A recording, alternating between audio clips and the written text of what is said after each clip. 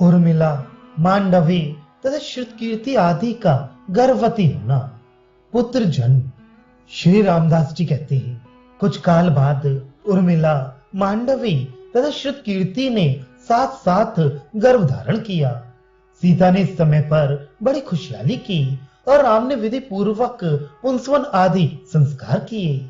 इस संस्कार के समय जनक तथा सुमेधा ने भी खुशियां मनाई और राम ने उनको बुलवा लिया और उन्हीं के द्वारा ये कार्य संपन्न हुआ। पूर्वासिनी स्त्रियों ने उर्मिला आदि की जो जो इच्छा हुई सो पूर्ण किया।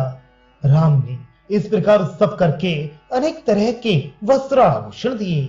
इसके बाद समय पूरा होने पर उर्मिला ने एक परम तेजस्वी पुत्र उत्पन्न किया और दूसरे दिन मांडवी ने भी एक पुत्र रत्न उत्पन्न किया।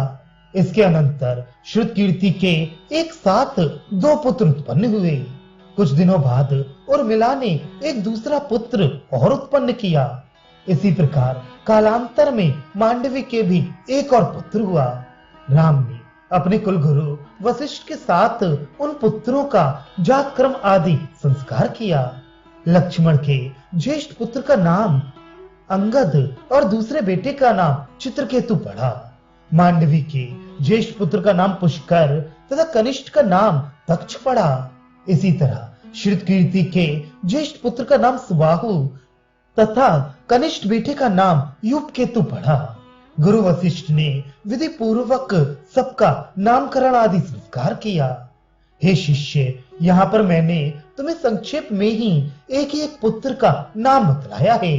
इसके सिवाय भी बहुत से पुत्र हुए। प्रत्येक पुत्र के जन्म समय पर देवतागण हर्ष पूर्वक अपने बाजे बजाते और उन पर तथा उनके माता पिता पर पुष्पों की वृष्टि किया करती थी।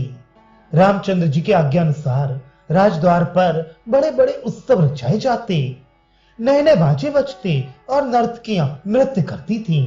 बंदीजन तथा सूत मागध आकर विविध प्रकार की स्तुतियां किया करती थीं। पताका, ध्वजा तथा तोरण आदि से अयोध्या नगरी का श्रृंगार किया जाता था। राम के मित्र समस्त राजे अनेक प्रकार के वस्त्राभूषणों को देखकर उनका पूजन करते थे। राम, लक्ष्मण आदि चारों भ्राता भी ब्राह्मणों को दान देते एवं नांदी श्राद्ध आदि कृत्यों को किया करते थे। इस तरह राम आदि चारों भ्राताओं के 8 कुमार, जिनका चंद्रमा के समान मुखमंडल था, माताओं से लालित होकर बढ़ते जाते थे।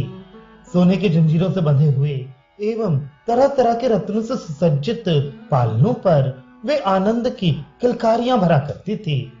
उन बच्चों को कितने ही प्रकार के स्वर्ण में आभूषण पहनाए जाते और माथे पर पीतल के पत्ते की भांति स्वर्ण का पत्ता बनाकर लगाया जाता था, जिसमें छोटे छोटे मोतियों के जुब्बे लटकते हुए बड़े भले लगते थे।